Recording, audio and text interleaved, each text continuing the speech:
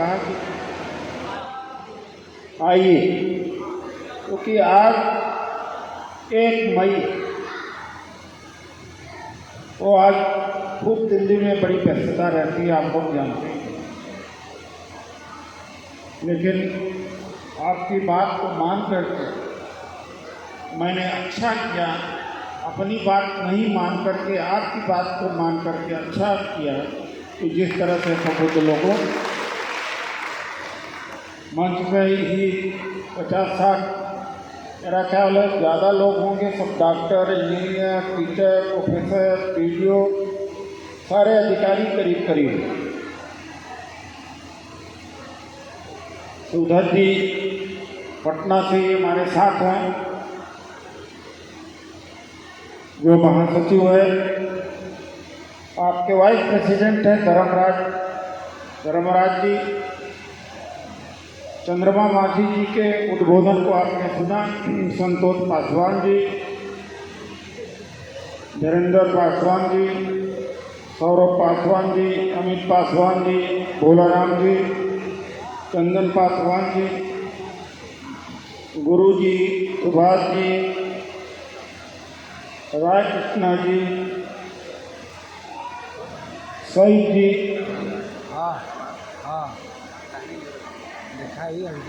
विकांत जी,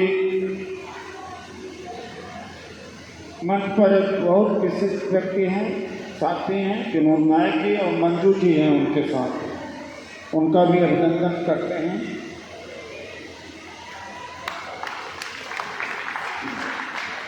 समय का कितना अभाव है आप समझ सकते हैं। मैं शायद रात रुक सकता था, लेकिन कल मुझे लखनऊ में सभा करनी, बातें बहुत हुई हैं। डॉक्टर ओम सुधा जी ने, शशिकांत जी ने भी बात कही, कुछ लोगों ने सामाजिक न्याय की बात कही।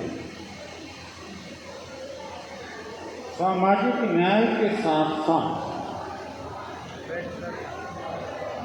जो दूसरा काम हम नहीं कर पा रहे,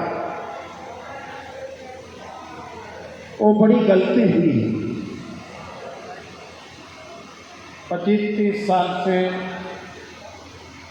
एक बात आप लोगों के बीच में कही जा रही है कि हम देने वाले बनेंगे।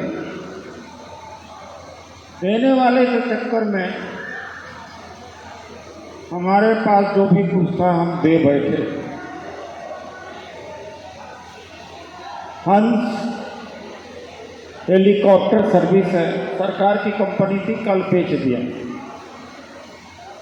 LIC को भी बेचने के चक्कर में है, बैंकों को बेचा, एयरपोर्ट को बेचा, रेलवे के तमाम विभाग बेचे जा रहे हैं, BSNL बेचा। आज ये सब लोग यहाँ पर मंच पर हैं, इसलिए हैं कि सरकारी स्कूल है, सरकारी कॉलेज है, सरकारी विभाग है, वरना आपकी पढ़ाई भी काम में आती और आपकी सामाजिक न्याय की जागरूकता भी उतना काम में आती। देखिए, व्यक्ति को जब तक उसके पास खाने को न रहे, आमदनी का जरिया न रहे, बच्चों को न पढ़ा सके, तो कितना दिन वो जग सकता है। ये बात बहुत सोचने की। 1997 में परिषद को हमने मनाया, उस समय 5 आरक्षण विरोधी आदेश देश में जारी किए गए थे। ये परिषद रेलवे, BSNL, CPWD, PWD, डाक 60-70 संगठनों से मिला करके, विभागों से मिला के बनाया गया था और 1997, 98, 99 लगातार 4 साल संघर्ष किया। 11 दिसंबर 2000 को हमने परिसंघ के बैनर के नीचे इतनी बड़ी रैली करी। एक सप्ताह पहले रामविलास पासवान जी की रैली थी और 2 सप्ताह पहले काशीराम जी की थी। मीडिया ने हम लोगों में कंपटीशन पैदा कर दिया था और 11 दिसंबर 2000 परिसंघ की रैली दोनों की रैलियों से बड़ी रही या अधिकार की रैली। सत्ता प्राप्ति रैली, थू रैली, स्वाभिमान रैली, लाठी तेल लाठी क्या लाठी है तेल पिलावन रैली, ये भावनात्मक बातें होती। जब नौकरी न हो, एजुकेशन न हो, आमदनी का जरिया न हो, मंथली इनकम न हो, बच्चों के पढ़ाई का व्यवस्था न हो,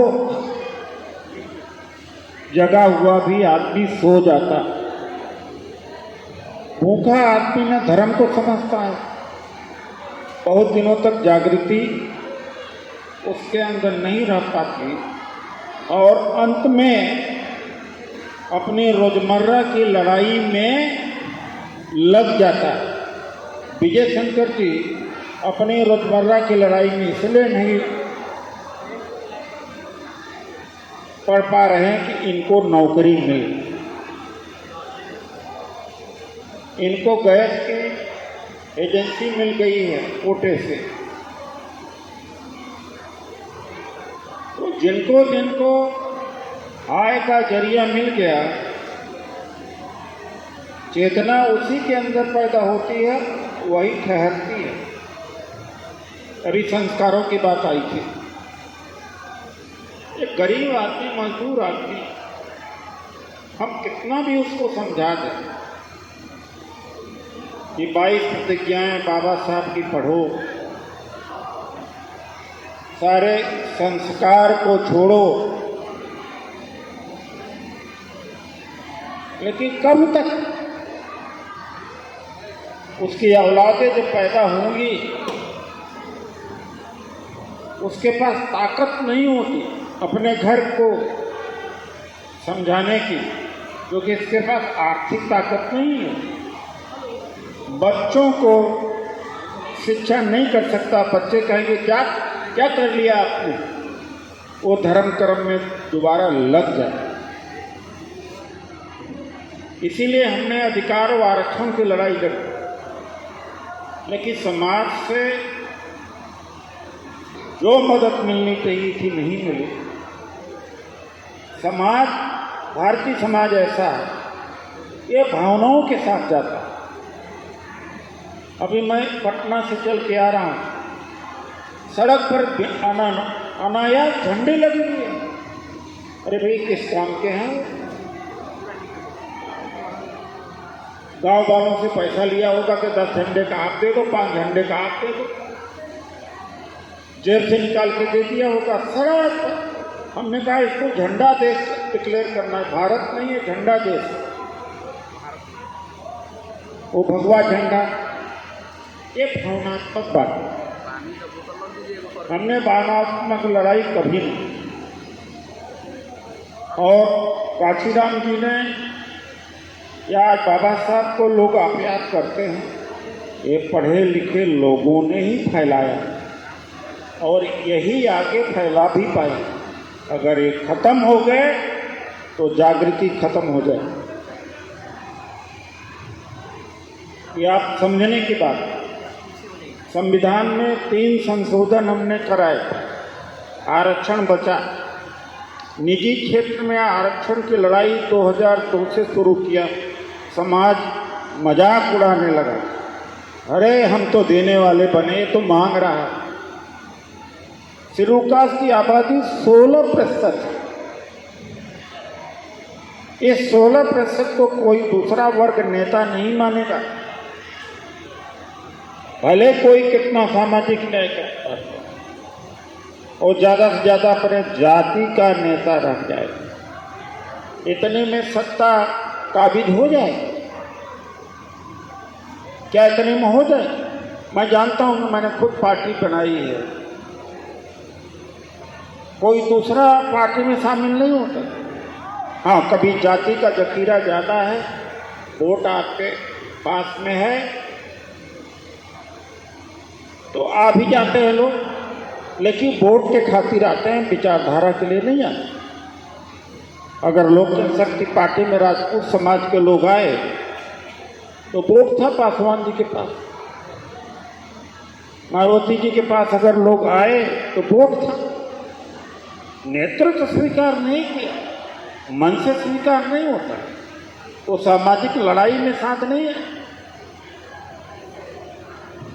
और ये जो कर्मकांड है, रूढ़िवादिता है, इसके खिलाफ लड़ाई में काम नहीं है। तो यह समझ लेना, केवल भावनात्मक बातों से हमारी दशा और दिशा बदलेगी नहीं, यह मैंने बहुत पहले समझ लिया। क्योंकि भागीदारी, आर्थिक लड़ाई, शिक्षा के क्षेत्र की लड़ाई अगर न हो सके, आज इस देश में 413 प्राइवेट यूनिवर्सिटीज हैं और सेंट्रल गवर्नमेंट की यूनिवर्सिटीज कितनी है? 48। अशोका यूनिवर्सिटी में पानीपत में है, सोनीपत में 60 लाख, 40 लाख, 50 लाख लगेगा ग्रेजुएशन करने। शिक्षा लगभग आपके हाथ से निकल गई और फिर भी कह रहे हैं हम देने वाले बने। हमारी वो चिंता, क्योंकि निजीकरण के खिलाफ लड़ाई में साथ नहीं मिला।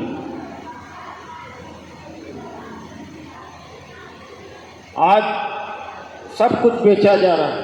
आप पढ़ा भी दो लोग, आपका बेटा इंजीनियर बन भी जाए, ग्रेजुएट पोस्ट ग्रेजुएट बन जाएगा, तो कहीं मल्टीनेशनल में नौकरी मिल जाएगी तो छुप छुपा के रहेगा, वो जागृति नहीं फैलाएगा। क्योंकि प्राइवेट सेक्टर में जाति नहीं बताई जा सकती, ये गवर्नमेंट सेक्टर में आदमी चौड़ा होकर के अपना पहचान भी बताता है और अपनी बात भी रखता है। यह बात समझ लेना। इसीलिए निजी क्षेत्र में आरक्षण की लड़ाई हमने जब लड़ा तो मायावती जी ने मुझे कहा कि समाज को बहका रहा है, आरक्षण कहाँ भागा जा रहा है। आज हालत ये हो गई है, ये लगभग समाप्ति के ऊपर है। इसलिए जो सामाजिक न्याय वाले हैं, मैं उनसे ये कहूँगा कि आरक्षण की लड़ाई, निजीकरण के खिलाफ लड़ाई, निजी क्षेत्र में आरक्षण की लड़ाई को अगर मंच पर नहीं लड़ते तो केवल सामाजिक न्याय और माना कि विनोद नायक की या कोई आदमी आ गया, हमारे साथी हैं डॉक्टर, मैं तो बहुत देर से आपको देख रहा था, मोहन मुरारी जी हैं, जवाहरलाल नेहरू में हमारे साथ पढ़े थे, मैंने बड़ा देर से देखा, बैठ सकते हैं आप इधर बैठे। तो कोई मान लो आपकी माइंड ट्रेनिंग दे कर भी दिया तो कितने दिन तक रहेगा? जिसके पेट में दाना नहीं है, तन पर कपड़ा नहीं है, बच्चों को पढ़ाई की सुविधा नहीं है, घर चलाने का नहीं है, इसलिए यह भी लड़ाई लड़ना चाहिए। तो सामाजिक न्याय वाले ज़्यादातर यही बस बातें कहेंगे और पॉलिटिकल ही लड़ाई कहेंगे, हमें टिकट मिल जाए। आज मैं सोच रहा कि कितने गद्दार हैं जो सुरक्षित सीट से एमएलए और एमपी, हिम्मत नहीं है बोलने की।